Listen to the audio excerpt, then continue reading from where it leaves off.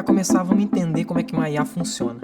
Então, basicamente, são 4 etapas. A primeira delas, obviamente, é a aquisição de dados. Então, a gente quer ter dados em quantidade e qualidade. Então, eles têm que ter relevância e têm que trazer a informação que a gente precisa.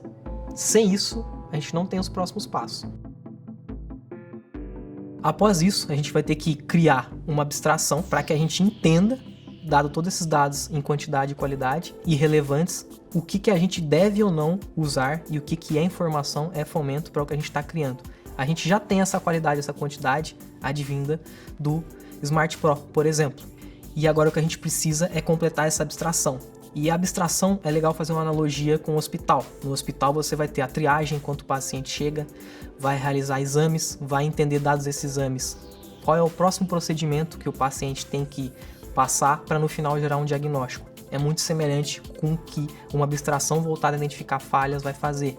Então, no momento que a gente recebe uma amostra, a gente vai combinar todo o conhecimento que foi adquirido e foi treinado, vai usar uma estratégia para poder fazer com que esse conhecimento e essa informação ela gere algum tipo de exame. Então, por exemplo, se a gente tem um aumento na velocidade RMS, a primeira coisa que a gente vai fazer não vai ser procurar uma falha de rolamento em estágio inicial, vai ser procurar uma falha em estágio final ou uma falha de alta energia mecânica. E a gente, obviamente, não vai confiar em uma coisa só, a gente tem redundância, então sempre tem mais de um mecanismo, mais de um modelo olhando para o mesmo evento, para o mesmo fenômeno. Inclusive esses modelos competem entre eles para garantir que o que eles estão fazendo está sempre confiável e indicando um mesmo ponto, uma mesma certeza que a gente tem.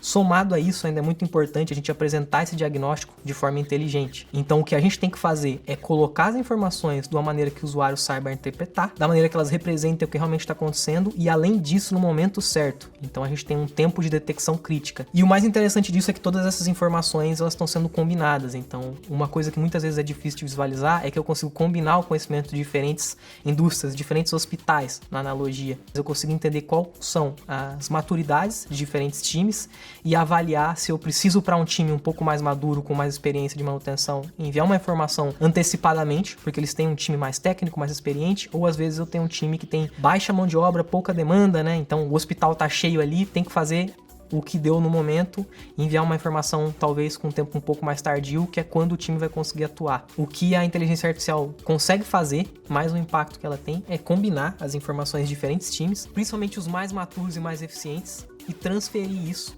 para os mais recentes, menos maturos, para que eles consigam atingir o mesmo nível de confiabilidade de manutenção. Isso através da inteligência artificial.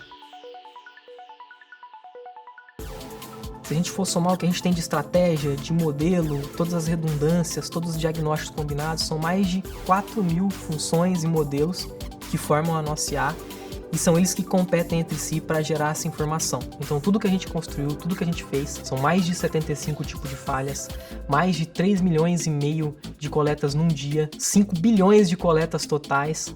Isso tudo tem que ser auditado. A gente tem que de alguma maneira provar e comprovar para o mercado e para os clientes que tudo isso está funcionando. E essa é a nossa próxima ambição. O que a gente quer fazer é construir um sistema de auditoria que comprove e demonstre cada um dos pontos fortes que a nossa IA tem de diferencial e de entrega para o nosso objetivo, que é a manutenção preventiva e preditiva.